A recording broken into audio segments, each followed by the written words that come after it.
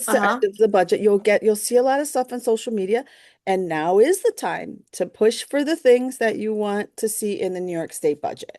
So if you're in Perfect. support of that, this is a good time to click on those clicks and things like that if it's an issue that you are aligned with.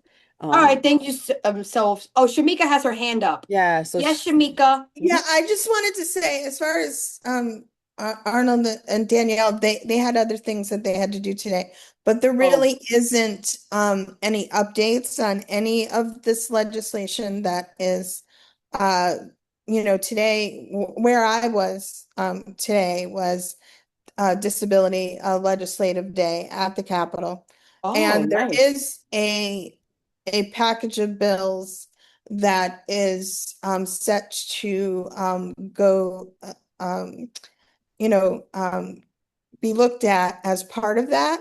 But I don't actually have, I was trying to get that list before I left today to talk about it. But once I get it, probably next week, we can talk more about what was discussed today. But yeah, but as far as the 4% and all of that, those things are still being, uh, there's no decision on that. So Thank you, there's, Shamika. Mhm. Yeah, thanks so much, Shamika. Mhm. That's great. Okay. Um, okay, so that's I think anything else that's it for our statewide update, Robert. Thank you. Mhm. Up next is Laura Castle from Medicaid Matters. All right. Hi, everyone. Thank you so much for inviting me. Um, I'm Lara Castle, and I'm the coordinator of Medicaid Matters New York. And you might, well, if you don't, if you knew me and you've heard me speak before, then you might know that my voice is a little bit not what it usually is today. But since there are a lot of people who I don't know, this could have been just my normal voice. But it is a little bit scratchy today, and I'm going to do my best to, I've got some water and some cough drops on hand, and so I might just, take a moment to grab a cough drop here and there, but we'll see. I think I'll be all right. Um, so Medicaid Matters New York is the statewide Medicaid Consumer Advocacy Coalition focused on the interests and concerns of people who have Medicaid for their insurance coverage. And I know there are several of you familiar with Medicaid Matters. I see some familiar faces and familiar names. Some of you have been in Medicaid Matters meetings before. If you've been involved in policy and advocacy issues before, you may have come across some of our materials or seen our website or seen some of our events and meetings and things like that. So one of the ways that I like to introduce the coalition to people is to screen share our website and sort of walk you through our website a little bit. And that will give you a chance to become familiar with some of our issues and the work that we do, and also get familiar with our website so you can use it on your own if you'd like. Um, so I will, and just to say a few more introductory things about the coalition and myself. I am the staff person to the coalition. I'm based in Albany, but we have members all over the state. And we operate through Zoom meetings, and we have a membership listserv. We have a newsletter. And we do our work by, the sole purpose of our work is to bring the interests of people who have Medicaid to the table. And that means we make sure that in the budget process, we bring a consumer perspective to the issues that are being debated related to Medicaid. Um, and right now, one of the things I'm going to talk about today is the ways that the state is implementing federal Medicaid cuts. So we do that through, we do our work through our advocacy on the state budget and other administrative advocacy with the state agencies, with the governor's office. And we aim to have people themselves who are people who have Medicaid participate as much as possible.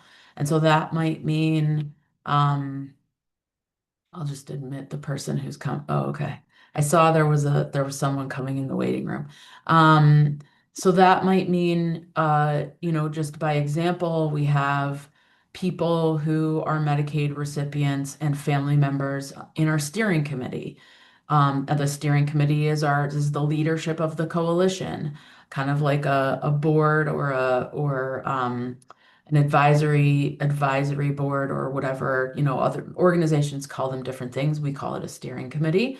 And we try to provide opportunities for people to participate in a variety of ways, including in our group meetings, in um, being able to provide information about their own experiences and their own stories. And we have made a point of making sure that whenever we talk about Medicaid, we include real life stories and we include, if it can't be someone in person telling their own story, it is usually we share like a photo and a quote of someone if we are printing a new material or have some new publication or I always try when I'm in meetings with legislators or speaking at a public meeting to make sure that I include the quote and the photo if I can of someone who has provided their story to me. And that is really really a core principle for us is that we do our work with integrity because we include the real life experience of people who have Medicaid. And some of you have been people who have provided your stories to Medicaid Matters, and I'll talk about that um, during my presentation. So I'm going to now share my screen so I can walk you through our website a little bit. And um, okay, you should be able to see that now, right? Okay, I see some nodding and some thumbs up. Okay, great. Um, okay, so this is our website. You see the web address at the top, MedicaidMattersNY.org. Feel free to visit anytime. I encourage traffic on our website whenever you think it could be useful. Of course, we have the ribbon at the top, which provides the menus of different things that we have available. You'll see I just hovered over policy and advocacy, and you'll see a drop-down menu where we have different topics, including our policy and budget agenda, Medicaid managed care, hospital issues, Medicaid waiver reform, and federal issues. We have a button here about our coalition membership. We have a resources page where you'll find all kinds of information, whether it's news articles, journal articles, studies, issue briefs, all kinds of different, academic papers, whatever the case may be. The blog is actually made up. Let me scroll down a little bit. Um, Down here in latest news is where when we have anything new. So just a couple of weeks ago, I posted this new post called Top Budget Priority, and anything that was posted in the latest news gets archived as the blog. And then of course a contact page and a donate button. There was someone joking around earlier about sending a check for $1 million. I'll take your check anytime. There's the donate button. Um, anyway, so you'll see there's the latest news, lots of issues here, and we do try to keep this up to date as much as possible with anything new or different that might be happening. So you'll see a couple of weeks ago, as I said, I posted the top budget priority, and then before that, it was our budget checklist for the year. Before that was our budget hearing testimony. And so this front page gives you, obviously the latest news and sort of navigation to some of the other pages on our website. And I'll click now for a moment to, well, let me do the budget. Let me do the budget document first. So I wanted to take a moment to show you. So this is where we've posted our budget testimony, and we distilled our budget testimony into a one-pager. This might be a little bit hard to see. Let me make it a little bit bigger. There we go. That should be better. So this is the budget flyer that we circulated to the legislature. And as I was saying, we always try to include a story. So this is Selena in New York City. She said, I'm a young single mother to a 7-year-old with developmental disabilities, on my own with limited supports, working to the greatest of my capabilities and opportunities, and with extremely low income. Medicaid allows me to feel safety in regard to my son's health. Without Medicaid, I would not have an effective way to provide him with health insurance and therefore any and all treatments he needs or may need. And so this is an example of how we always, when we publish something new like this, which is our budget flyer, making sure we include the personal experience of someone who has told us their story. That's very important to us. And then, of course, we've laid out the some of the budget issues that we expect the legislature to consider, and including legislation. Sorry, I know that scrolling while you're trying to look at it could be hard, but I can also make sure that you have the links to all of these documents for your meeting notes so that you don't have to navigate you can certainly find them on our website as I showed you, but I can also make sure you have these. And in fact, whoops. Well, I'll make sure you have the links to all of these.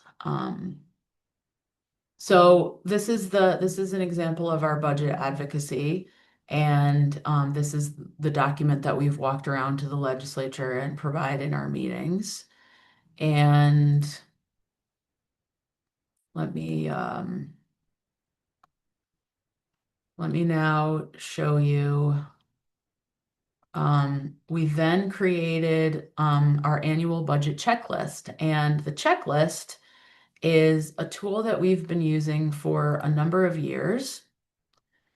And we have found that this has been a document that a lot of legislators and their staff have told us is very useful, because what we did is we took all of our budget issues and we put them right on one page, very clearly with bullets.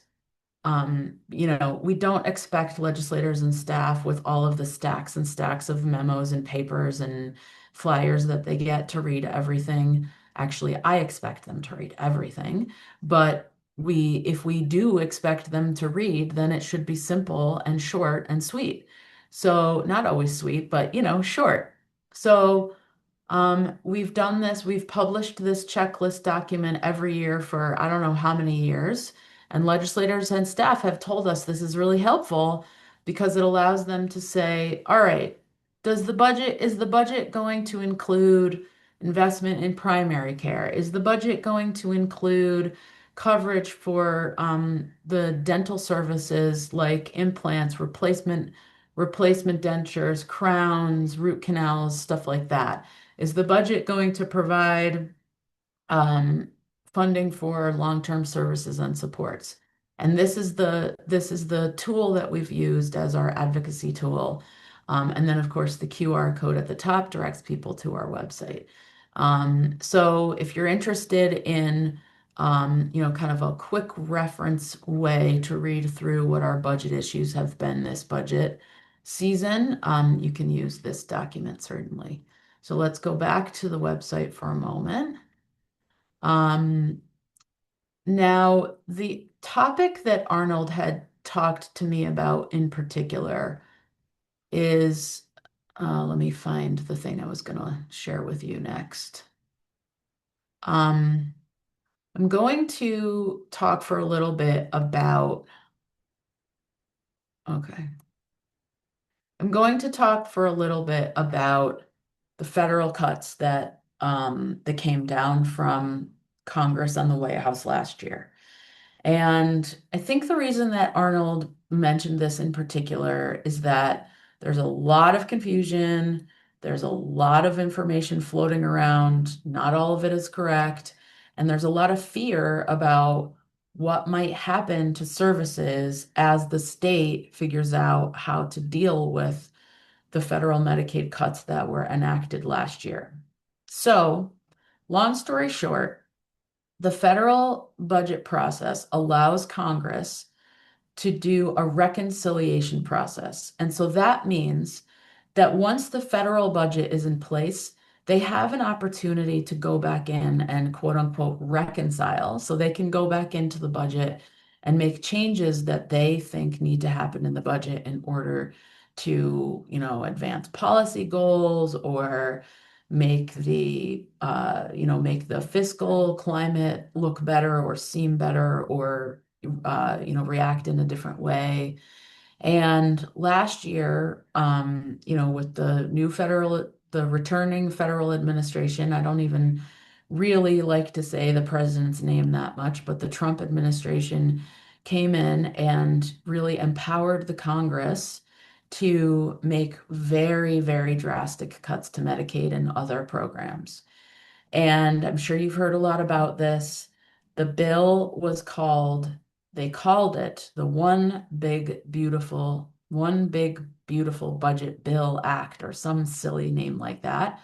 I see one of these happening. I give it one of these, and I don't even call it that. I don't refer to it as the OBBBA, the One Big Beautiful Bill, or whatever, however they've chosen to refer to that bill. I call it HR1, and a lot of people who don't consider it to be a big, beautiful bill, some people call it the big, bad, awful bill. You might hear it, referred to in other ways. I call it by its legislative bill number, which is HR1. And so when you see something, any sort of material, like a policy memo or an informational sheet or anything else that provides information about this, you might see it as OBBBA for the acronym for the One Big Beautiful Bill Act. Or you might see it as Federal Budget Reconciliation of 2025. And more likely, you will see it as HR1. So let me show you the document. So this is the page where we posted the document.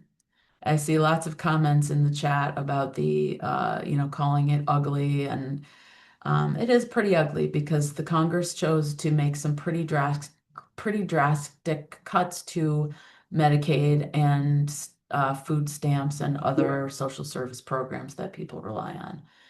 So this is the page where we've posted the document, including in Spanish. And so you'll see the buttons here for English and Spanish, and I'm going to click on English. This is the flyer that we've been sharing since November to show it's a front and back. So I call it a one pager sometimes, but it is technically 2 pages because it's a front and back. If you print it front and back, it's still one piece of paper. Or you can call it a fact sheet, whatever. So this is the document that we've been using to provide information to people about how we think the federal cuts are going to impact on New York State. The reality is that the bill HR1 did not cut any services. There's nothing in HR1 that says Medicaid will no longer cover dental care, or Medicaid will no longer cover wheelchairs, or will no longer cover certain number of hours of home care, or certain number of hours of, whatever the services are. There's nothing in the bill that actually says Medicaid will no longer cover something. What it does is provide far less funding to states for states to provide those services. So states will now have to figure out how to continue to provide the services they provide with far less Medicaid funding from the federal government. So that has left states all over the country, all states, with the very difficult job of figuring out how to account for all of their services with far less money. Of course, there are many states that are just slashing and burning. There are many states that are saying, without federal funding, we won't be able to provide the same level of services that we provide anymore. And so you can forget about dental, or you can forget about home and community-based services, or you can forget about any number of other things. In New York, we have not seen yet how the state will respond to having less Medicaid funding. So, in other words, there's been nothing in state law, there's been nothing in the state budget that says because of the federal cuts, we're no longer going to cover such and such issue, such and such benefits, or because of the federal cuts, we're going to need to cut personal care hours, or we're going to need to cut self-direction in OPWGD, or we're going to need to cut whatever it is.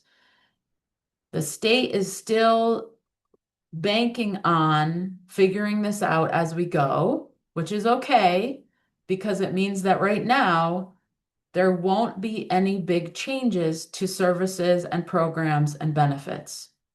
So if you have someone telling you, I can't fix your wheelchair because we had federal cuts, or I can't schedule you for a dental visit because we had federal cuts.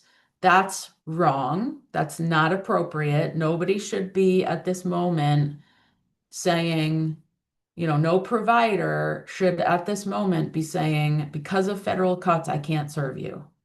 Because nothing has changed in the reimbursement for services, in the law as far as what is covered by Medicaid in New York. None of that has changed. There are things that have changed, I will say, with respect to coverage for immigrants. And there are things that will change in January of 2020. I almost said 2025. It's not going to be January 2025. It's going to be January 2027. There are going to be cuts that happen in the way of people who are eligible for Medicaid and the way that they apply for Medicaid and keep their Medicaid. And I'll scroll down on our fact sheet just a little bit. Here are the key changes that we've listed out. Oh, I should make this a little bit bigger. That's too big, because now it won't. Oh, maybe it does all fit. Yeah, there we go. Okay. So here are some of the key changes. The things I mentioned a moment ago that are happening in January of 2027. Everyone who has Medicaid, well, let me take a step back. These changes that are being proposed for the new changes happening in January of 2027 do not include people with disabilities. So the things I'm about to describe will not apply to you. They may apply to the people who provide services to you. They may apply to, staff in your orbit who support you. They may apply to people in your families, but they will not apply to people with disabilities. And I'm going to get technical here for just a moment. They apply to people in the Medicaid expansion, and I'll explain what that means. The Medicaid expansion happened, it was provided under the Affordable Care Act. Some people refer to the Affordable Care Act as Obamacare because it was created and enacted through Congress and signed by President Obama. And the Affordable Care Act allowed states to expand their Medicaid eligibility to people who previously were not eligible for Medicaid based on their income. And so people who who were only eligible if they were below the poverty level, which is like, very, very low income, if none at all, if any at all. And if you were these people were roughly single adults and anyone who did not have children. So if you had dependent children, this did not apply to you. You already had Medicaid eligibility. If you were a single adult anyone who did not, any couples, any family units that did not have dependent children, those people had Medicaid. The Medicaid was expanded for them. It's called the Medicaid expansion population, starting in New York in 2024. No, I'm sorry, 2014. And for those people, there were over 1 million people, close to 2 million people now, who would not have had Medicaid eligibility before that time. You might hear people say single adults and childless couples. And so only those people who were not eligible for Medicaid before the Medicaid expansion, only people in the Medicaid expansion population will be subject to the new things that are happening in January of 2027. Okay, who did I confuse? That was a little bit wonky in the weeds. Yeah, Sorry if it was confusing. Oh, just go a, ahead, Sophia. yeah, quick question. So, so, it's people who were able to get Medicaid because of the ACA, Yep. which are mostly people who were single or couples who had no children. Is it Yep. also based on their income? Yes, their income eligibility rose to the level of income eligibility for all other adults. Okay, so like So the income so eligibility went up or something. yes, so their Yeah. income, so people had a very hard time proving that they could apply for Medicaid because their income had to be very, very low or have no income at all. Yeah. And with the expansion, it allowed people to have a little bit more income, Okay. still very low, but be income eligible for Medicaid. Gotcha. So anyone who was already eligible for Medicaid, and that includes people with disabilities, that doesn't include you. That doesn't include anyone who was already eligible for Medicaid Yeah, before the Medicaid expansion before the under the expansion. Affordable Care Act. Okay, cool. And I think, So, yeah. oh, sorry, go ahead. Well, I was just gonna say Heather has her hand up. Oh, yeah, sorry, Heather, go ahead. Yes, so you're saying that none of these three things apply to people with disabilities? Correct. Okay, thank you. You're welcome. The retroactive Medicaid coverage, um, that's right. All of those, I just had to pause for a moment. Yes, that's correct. So, as I said, however, and I'll go through these in a minute, this could apply to people who are in your family. This could apply to people who are staff who work for you. It could apply to other people in your orbit who have Medicaid because of the Medicaid expansion. And there are somewhere in the order of 1.5 to 2 million people who this will apply to. So beginning in January of 2027, all of those people, single adults and childless couples largely, will need to apply for their Medicaid every 6 months instead of every year. So that is preposterous. We've actually advocated for multi-year continuous coverage because we think people shouldn't even have to apply for Medicaid every year. And so these folks will have to apply every 6 months. So if you can imagine the rigmarole that you have to sometimes go through to apply for your Medicaid every year, those folks will have to do it every 6 months instead of every 12. Hannah, I'm going to go through the other things and then maybe go right to you for a question. Can you hold your question? Cool. The next thing is work reporting requirements. Terrible, terrible idea. What it means is that people will have to prove that they are working or that they meet an exemption in order to get their Medicaid. So what the state is working on now, and actually this will apply to people, this will apply essentially to everyone because you'll have to prove that you have a disability. Thankfully, the Department of Health is working on automating all of this for people who meet an exemption and as many people as possible for the people who are working who don't meet an exemption and have to prove they are working. So what that means is that the Department of Health will be able to check through data that they already have that you are served by OPWDD or that, check your disability status through other data that's available to them, and that you won't have to do anything because the Department of Health is already verifying this on the back end, like in their computer systems. And, there are some states that will be making people verify that they're working, making people verify that they have a disability through their own means, signing paper, uploading paper, getting things notarized. There are states that are going to do this in horrible ways that force people to do paperwork, that force people to get things signed and verified and date stamped and all of these other things. And thankfully in New York, they're going to automate this as much as possible. And the hope is that by January, they will have all of this in place so that no one will have to touch a piece of paper. You'll just get a notice that says your Medicaid, we verified your disability status and you're good.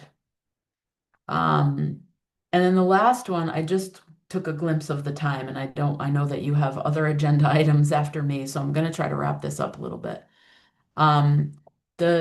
The last one is retroactive Medicaid coverage, and I'm just going to mention this quickly, that right now, if you apply for Medicaid and you have a service that you had, let's say you saw a doctor a month ago, that service will be, or 2 months ago, that service will be covered until within 90 days prior to your eligibility. And now they're going to shorten that to 30. So let me move along.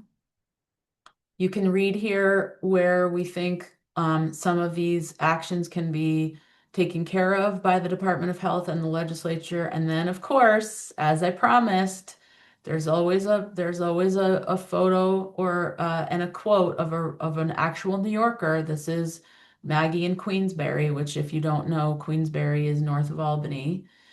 And then, of course, we provide resources and the QR code to our website. So let me stop there. Oh, there's chat. There's chat. Oh boy. Hannah, why don't you go ahead? Oh, I should leave this to the meeting moderator. So we can do it however you want. We actually leave it up to you. I can call on people, but it's up to you. Okay. Robert, why don't you, you're the meeting moderator. Why don't you go ahead? Although Hannah, I think, had her hand up before Heather, even though it's coming up differently on my screen. Hannah, go ahead. All right. How does the cuts? I know that I get home and community-based services because I know that Medicaid covers it. Mhm. How will the cuts affect my home and community-based services? Because I get care coordination through them, and I know Medicaid has also covered for me for therapies that I've had in the past. Yep. How would the cuts affect them? The cuts will affect your services only if New York State chooses to do that. Okay. So right now, as part of the state budget, the legislature and the governor are negotiating certain things related to how Medicaid will be financed, how the state will fund the Medicaid program with the loss of federal funding.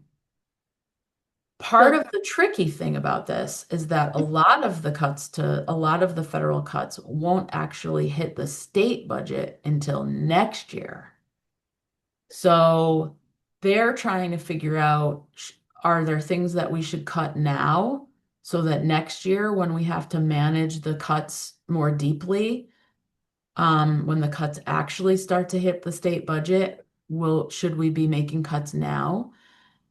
There isn't anything that I have heard about that we need to worry about in this year's budget that they're working on to, that's now late by several weeks at this point. There's nothing that I've heard about that has indicated that they're going to cut services this year. I think that we can be pretty confident that our services are set now for, the services that as we know them now are set for a while and nothing is going to be cut.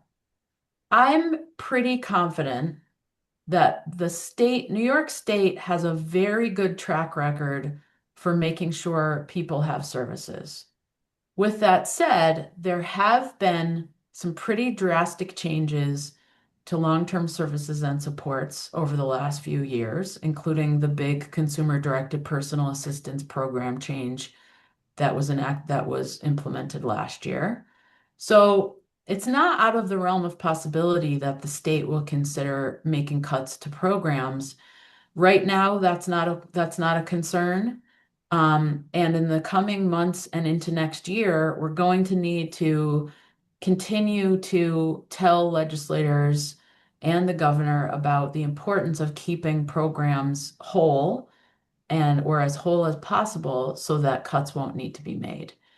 Part of what we do as part of the Medicaid Matters budget or the Medicaid Matters agenda is to remind the legislature and the governor that Medicaid isn't just about hospitals and it's not just about nursing homes. It has to be about all of the other things that people rely on to keep them healthy and well and living independently, and that the services people rely on, like home care and personal care and care coordination and self-direction and all of the other services in the realm of home and community-based services and long-term services and supports must be considered as part of everything that they're working on, not just when the hospitals cry poverty over being able to keep the money that they have. And it's complicated, and of course there are hospitals that really are like very much struggling, hospitals that really struggle to keep their doors open, but we need to keep reminding them that it's not just about keeping the doors of hospitals open. Thank you, Laura. You're welcome, Hannah. Heather Romanek? Sorry. Yes, so I know you said the three things don't apply to people with disabilities, but are people with disabilities gonna like lose their Medicaid? And will they have to document that they work 80 hours per week or month? What we understand, the short answer is no, you will not have to document anything. What we expect, what we've heard from what the Department of Health is currently telling us they're working on, is that they will be able to verify through data that they have access to that you meet an exemption, because they will be able to check systems and documents and data and lists and all of the different things at their fingertips as a government agency. They will be able to check to make sure that you have a disability. And they're making right now the work that they're doing we understand that this is what they've told us. They are making all the computers talk to each other. So like the Medicaid computers at the Department of Health, they have to connect to to the all of the different computers that can verify disability status and can verify people who are working and can verify people who may be in a vocational program or an educational program, because those folks are exempt too. They're working on making all of the computer systems talk to each other so that the Medicaid program will be able to verify through on the back end, through all the systems and all the data, without you or anyone else having to sign a piece of paper or check the mail again or upload a document or whatever the case may be. They're doing this as much as possible through electronic verification.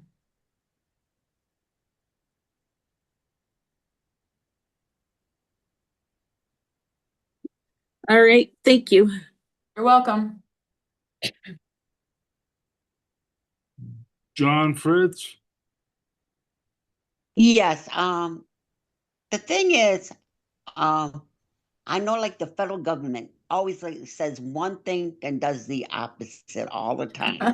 They know to do that, to be honest with you. And they'll go and to be honest with you, I mean, they say, okay, we're gonna be people with disabilities are gonna be exempt, maybe not exempt, but may not be able to do it twice with a recertification. But how do you know they're gonna not going to go back on the wood and then basically we're gonna have to do that again? Doing a recertification for Medicaid is a pain in the butt, especially do it once a year. But if we have to do it twice a year, it's going to be even more of a pain in the butt. And some people will end up losing their Medicaid because they just can't keep doing it every 6 months. Yep. You know what? Nothing is certain in life. We don't know. It very well could be that Congress tomorrow will try to pass a bill that says, nope, never mind. Everybody's going to have to recertify every 6 months. However, we also know that the electorate will be very unhappy. They already, after they passed the big ugly bill, HR 1, they already had a lot of opposition in their home districts from a lot of people very unhappy with the fact that they passed this big bill that will cut Medicaid and other services. And the fact that it didn't go as far as they wanted it to, because there were some people in Congress who wanted it to just, do away with Medicaid or make everybody recertify every 6 months or more.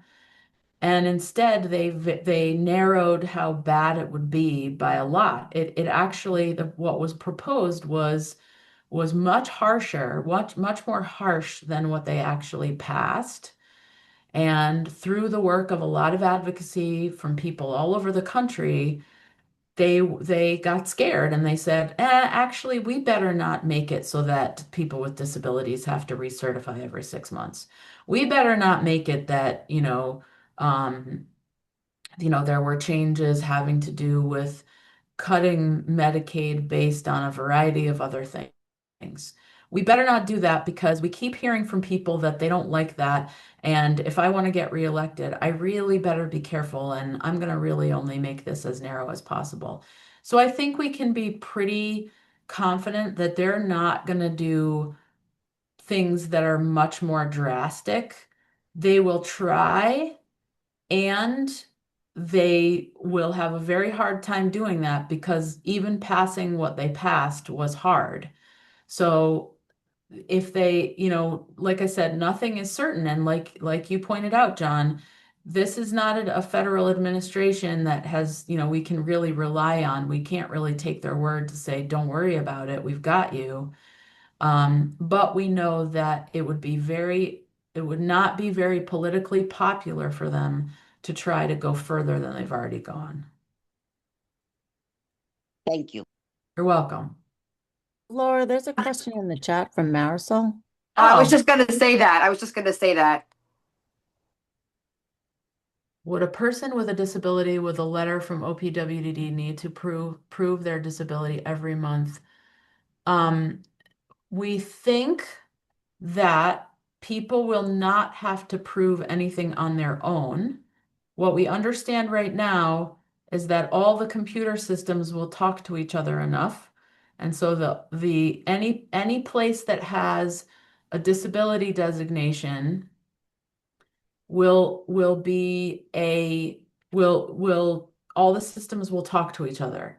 So if OPWDD has something on file that they can make sure goes over to the Medicaid program, that's what they are hoping to do.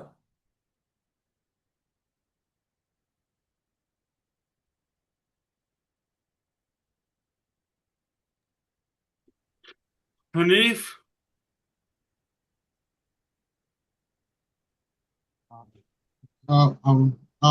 Miss Cazell, I'm Hanif Joseph, a self-advocate from the AmeriCorps of New York City. I have a couple of questions that is, came into thought. I believe that's very important. That should bring this matter. Yeah. You know, um, I'm now according to this new um new person with disability policies that they bring 8 hours a week. Does that does this new policy can affect volunteering services on a stipend enhancement? You know that constitute a 8 hour competitive grace period. I was AmeriCorps member under the United States Freedom Corps. I got rewarded and being certified as self advocate. Um, will do you have any knowledge that could affect that for all persons with disabilities in general, or it's just out of the blue? No. So, yes, volunteer hours will count as work. And in fact, there are some states and some municipalities like New York City that are trying to make sure that I just heard recently that New York City is working on a way to verify volunteer hours. So that if they have people who come in to verify their Medicaid, they have a way to look at whether the person is volunteering to kind of supplement their work hours. And at the same time, if you're a person with a disability, you will not have to verify you're working because you will meet an exemption for being a person with disabilities. And one more. And I have one more question. It's very important. That could not only affect me, but for persons who is living with this. The what's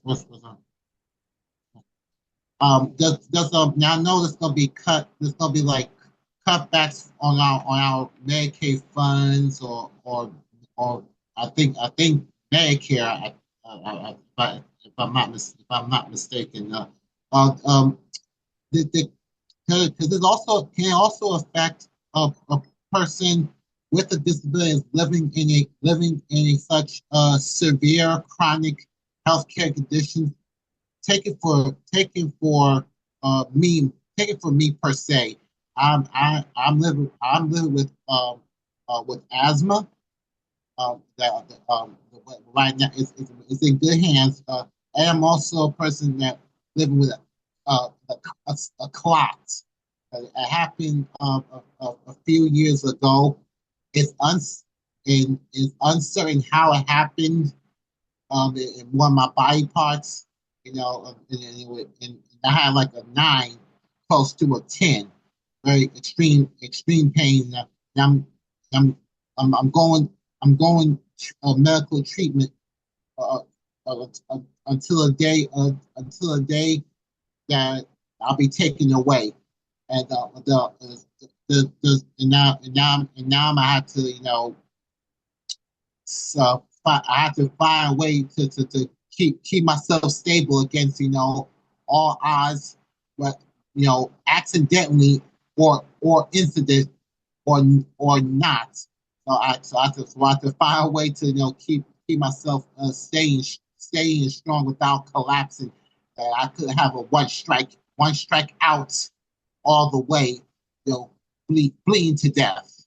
So I'm pretty much at crossroads. What can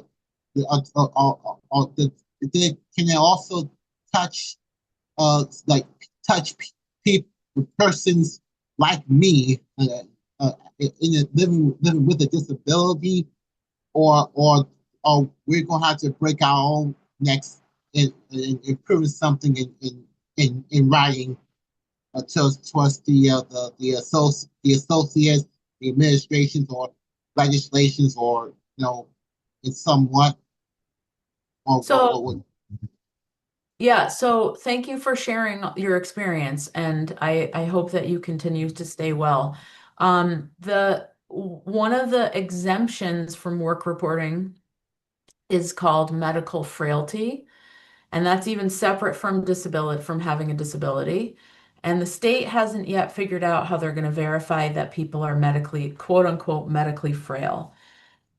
In fact, one of the things I didn't mention yet is that the federal rules about work reporting requirements will not actually come out until June.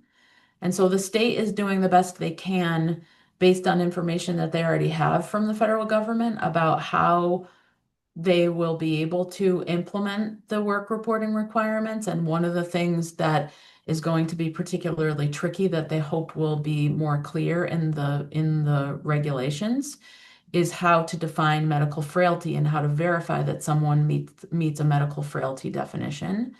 And so people will, hopefully, the state will be able to verify that people will meet a medical frailty definition, again, kind of on the back end without you ever having to verify on your own that that you meet that definition. That is very good at pointing out because one of the days if I do enter the work, I had to stay in a certain lane against these regulations, ramifications, and restrictions according to my my prolonged health scare that are trying to fluctuate then without failing fast, out of the ordinary, fatally. So now it's just it's just uncertain how the new year is going it's going to like derail us. I heard that the big beautiful bill is going to be like a bogus. You know, Yeah. I was there at one of the conference, the statewide conference. I was not really prepared for this, this type of this rodeo for the long haul. Thanks, Hanif. Robert, it's Well, about 2:06, and I do see Mike has his hand up, and I think we'll probably continue. Yeah, so I just want to. We're going to move on, but I'm going to let Mike be the last person. So take it away, Mike. Yeah, Laura, I don't know if you have any information on this, so if you don't worry about it. Okay. The Medicaid offices can't handle the questions they get now that they don't know exactly about. So, is there going to be a grace period for any of this for learning purposes? Because if they can't handle what they're doing now, how are we going to expect them to implement that right away when the changes go through in the near future?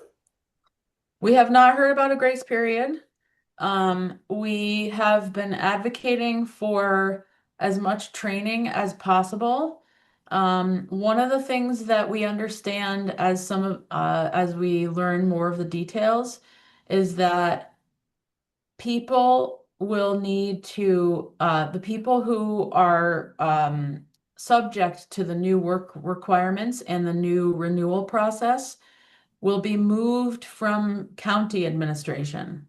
So they will not go to the county anymore. They will verify everything, and they will do their eligibility through the marketplace, the online New York State of Health insurance marketplace.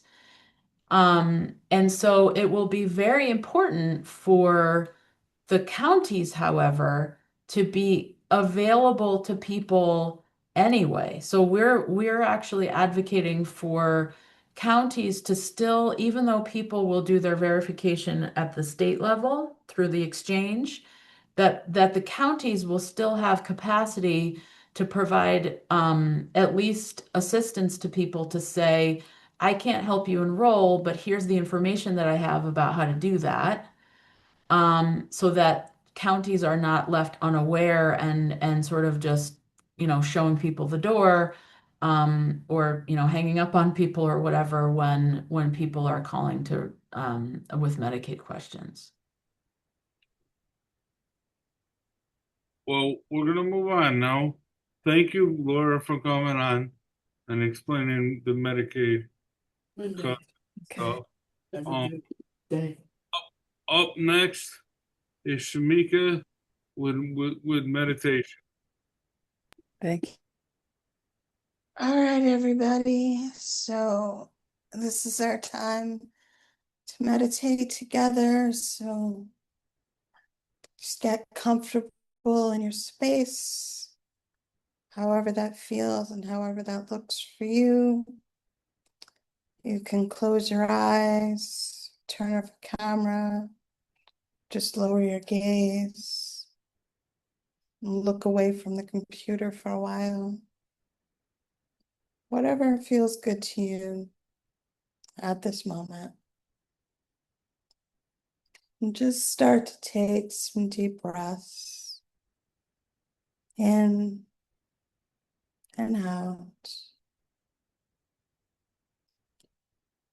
And as you breathe in and out, see a bright light shining over the top of your head. As you take a big, deep breath in, see this light move down to your face. Seeing this light clear out any tension, any stress, any anxiety that you might be holding in right now. Just taking another deep breath in and out. As you breathe out, feel your shoulders relax. Breathing in, breathing out. Feel your back relax to the surface you're sitting on, laying on. Breathing in, breathing out. Feel your arms, fingers, your wrists, your hands relax. Breathe in, breathe out. Feel your chest relax. Breathing in, breathing out. Feel your stomach relax. Feeling the light inside you expand as you breathe in, breathe out. Feeling more and more relaxed with every breath in and out. Taking a big deep breath in and out. Feel your hips relax. Your thighs relax.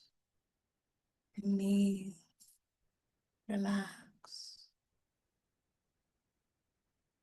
Calves relax. Your ankles, your toe relax. As you take a big, deep breath in and out, watching this light expand inside you from your head to your toes. And as you breathe in once again, see this light surround you and move out from your chest, out to the room around you. Breathing in, breathing out, see this light move from the space that you're in to the outside and all the rooms in your house or whatever building you're in right now. Seeing the light touch all the people around you, your neighbors, your family, your friends, moving throughout your neighborhood, moving throughout your city, throughout the state, throughout the country, throughout the world. Breathing in, breathing out, remembering that we all have this light inside us that we share with others every day. And no one can take that away from us. We carry it with us as we connect with people online and in person. We hold on to our strength, our peace, and our purpose.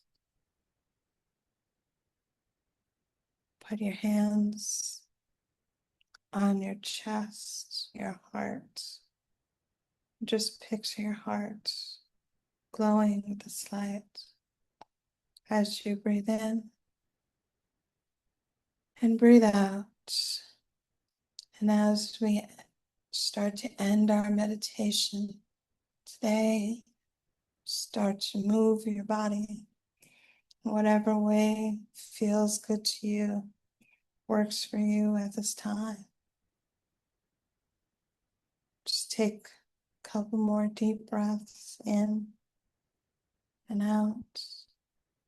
When you're ready, you can open your eyes, come back to your space, and get ready to give our next presenters your undivided attention. And hand it back over to Robert.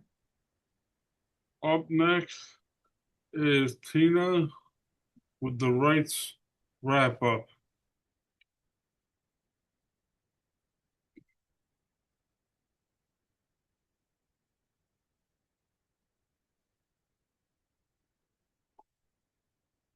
Hey, everybody. We had a really busy right this month.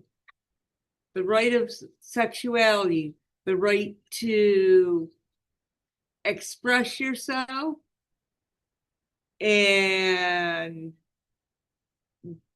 to practice your sexuality in a safe way, and also to feel safe saying yes, saying no to activities that you may or may not want to participate in. So this month was all about the right to express yourself and to share or not share information about your sexuality, because that's your information to share or not share. And also to feel to feel safe. And this is a right that everybody in the world should have. You should be able to be yourself, express yourself, feel safe in doing those things, and feel safe in saying yes or no to participation in whatever activities, being able to say no to an individual who, maybe they're coming on too strong. You're like, no, thank you. Or saying no about going to a party where you think that you might, you don't feel like your rights would be respected. This is all about empowering you to be yourself and to be the person and express yourself in the way you want to. Does anybody have anything they want to say as we wrap this up? Something they learned, something they didn't learn, something they wanted to learn?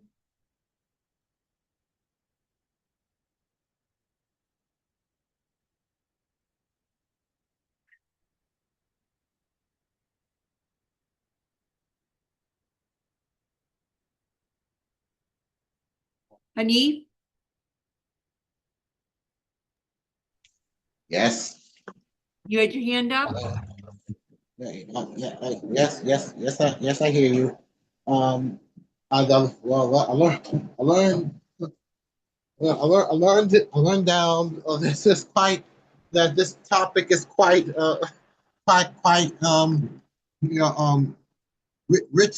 ritually and righteously evolving with grace and in a non judgmental in an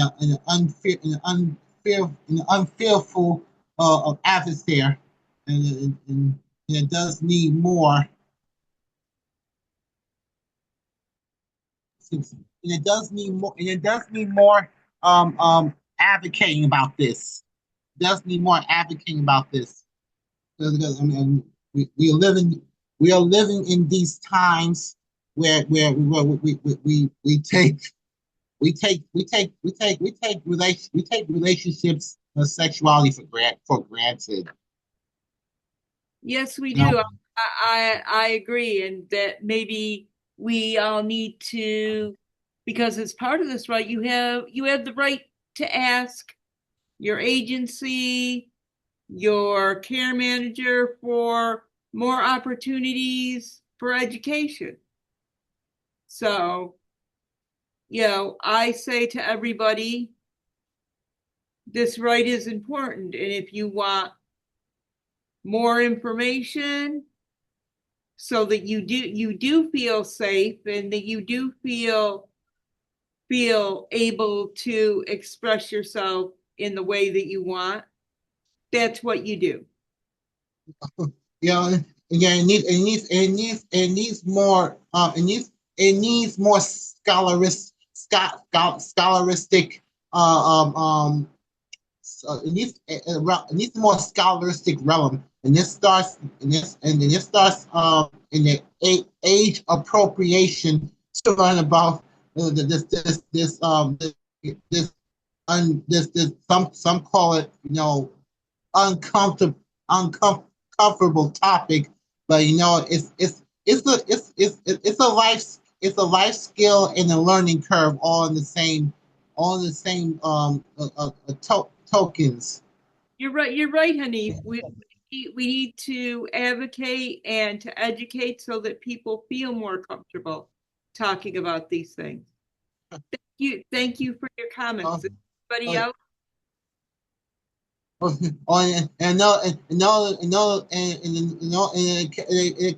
It helps them from keeping, it helps them from keeping to keep them against negative bad choices and what and in terms of what they want, and want in a partnership, so that they'll be less likely to keep keep their pants and panties on until you hit marriage. That's the gospel truth. Thank you, Hanif. Let's go on to Kevin. Yeah, thank you. I did learn a lot, but I also had some issues with a few of the things that we learned about it. Like, for instance, people are trusting who to talk to and things like that and how to work that out. But I do understand when someone says no, then it means no, and don't push it. And if they do, then you're in big trouble. Yep. And I think that's one of the most important things to remember is don't get yourself into trouble. And Exactly. Now, maybe we can talk more about it down the road, and then yeah, I'm maybe sure up here again. it'll come up again. But Kevin, reach out to people if you want more education, we can give you some resources.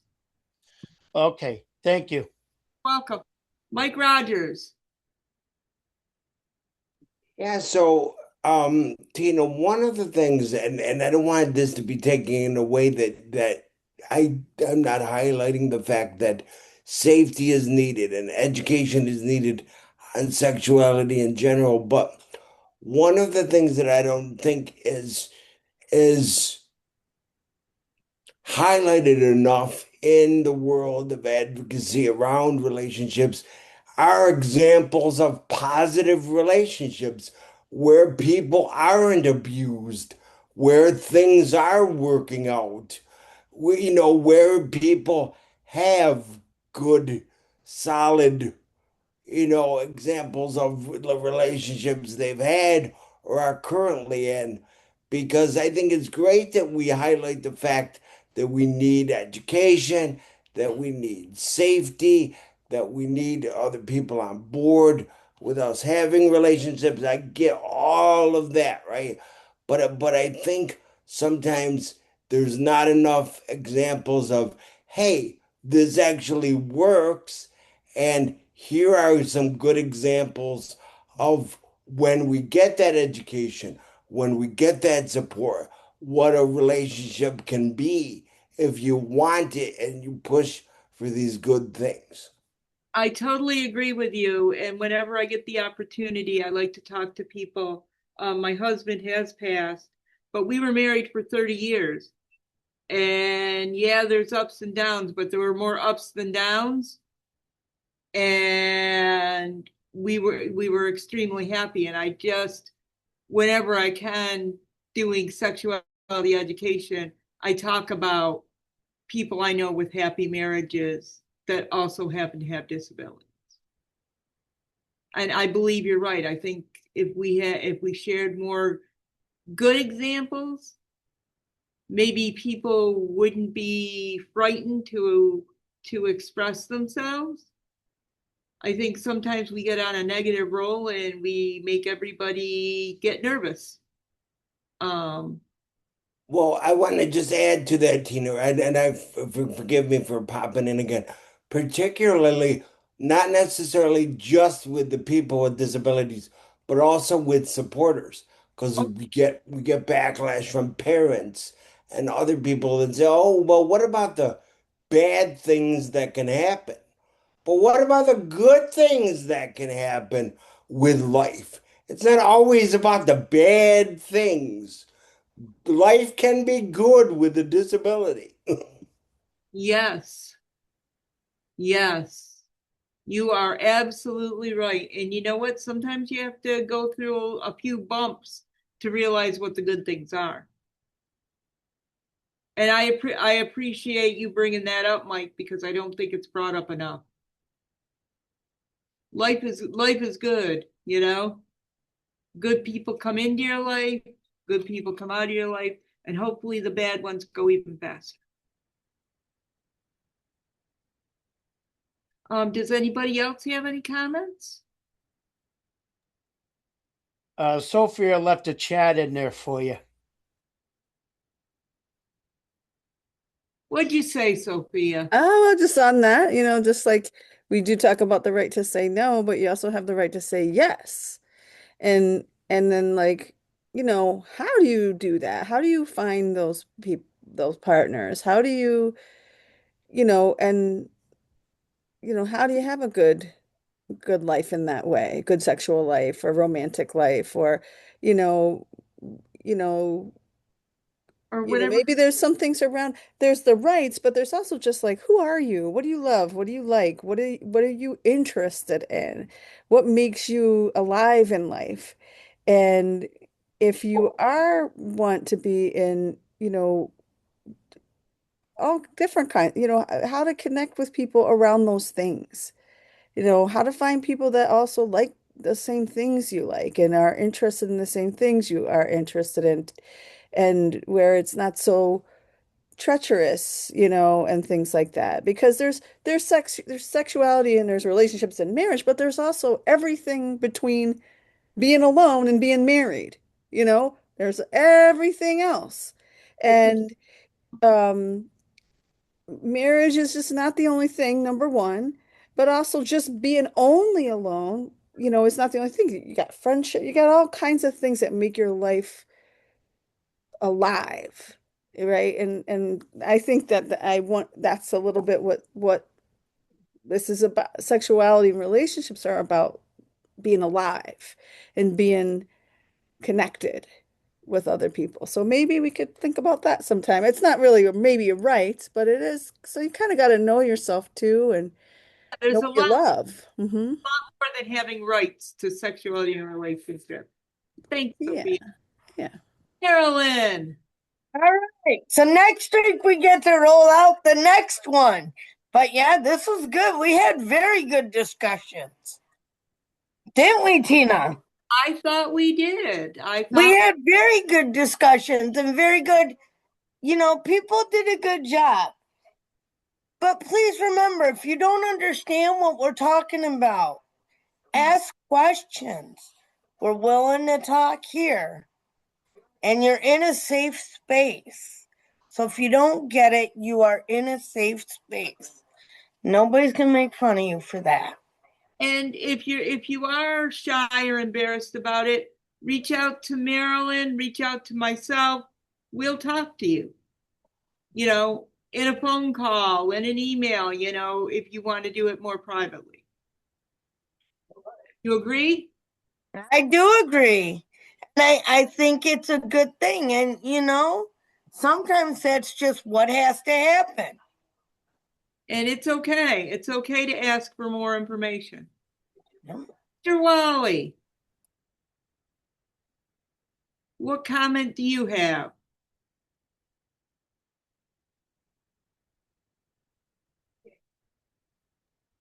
Jessica and I have a really great relationship. We've been dating for about 3 to 4 years now. So finding somebody and having a relationship sometimes may be difficulty, but once you get to know the people and what their interests are and what they like and dislikes, you can start from there. Perfectly said, perfectly summed up. Because as I see our time is 2:30, think we have to move on to the quote and the song. All right. Thank you. Thank you, guys. Sorry, I had it up here and then it just disappeared. I was trying to take some notes and here we go. Hold on a second here, Tina.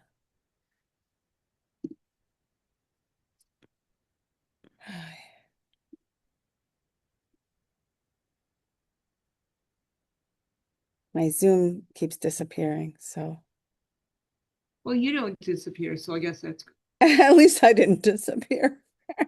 Here we go. Sorry, I just had a little trouble there. The quote of the week is And I think this relates very well to our right. Hard things are put in our way, not to stop us, but to call out our courage and our strength. And the person who said that is unknown. And the song this week is by one of my favorite bands. It's called Relate by For King and Country. And this is all a song about how similar we are. And hey, can't you relate to what's going on with me? And I'm going to let Sophia play it. And I hope everybody has a great week and see you next week. All right, thank you, Tina. I'm just having tech issues today, guys, so my apologies, but let's see if I can get this going and see if it'll go correctly. Let's see here. Oh, I think I might have it. Let's try it. What's nope. That's weird. Hold on. Just so you know, after this, please go to Adventure Time around 3-ish, if you wish. Thanks, Kevin. Yeah, I don't know why it doesn't. Has anybody else been having this? It won't let me share full screen. So hold on. I'm gonna have to share it not full screen.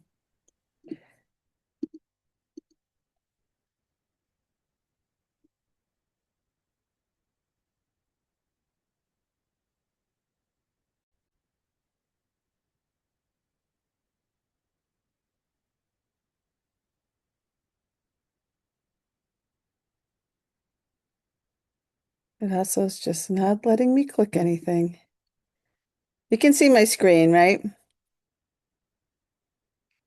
Yes. All right. Yeah, we see it. I know it's just it's not letting me click anything. Let me. Yeah, we why don't were you a little try? bit early. Let me get the thing.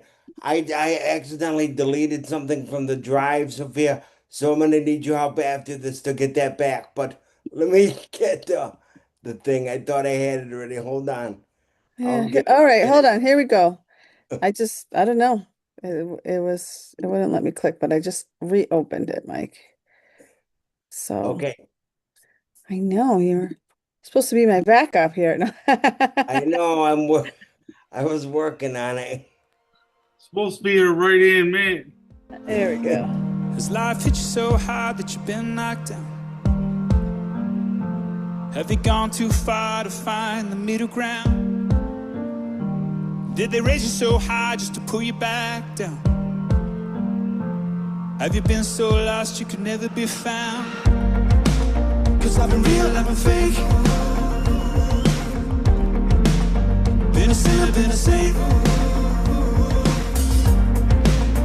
I've been right, I've been so, so wrong. Yeah, I've made my mistakes. Now I don't know what it's like to be. You don't know what it's like to be me. What if we're all the same in different kinds of ways? Can you relate? We both know what it's like to be hurt. We both know what it's like to feel pain. But I think it's safe to say we're on to better days. Can you relate? Can you relate? Have you ever been left when you should have been loved? Has there ever been a time when you stayed but you should have won? 'Cause I've been real, I've been fake. Been a sinner, been a saint. And I've been right, I've been so, so wrong. Yeah, I've made my mistakes. And I don't know what it's like to be. You don't know what it's like to be me. What if we're all the same in different kinds of ways? Can you relate? We both know what it's like to be hurt. We both know what it's like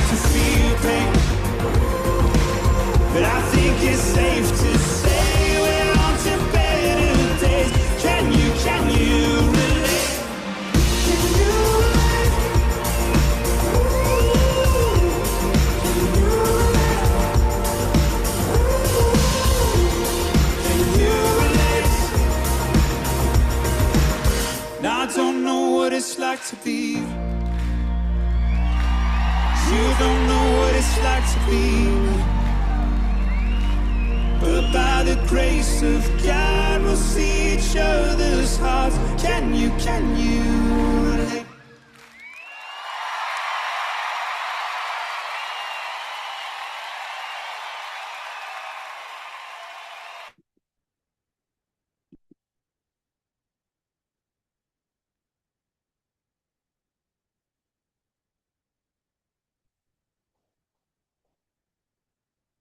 Great meeting, everyone.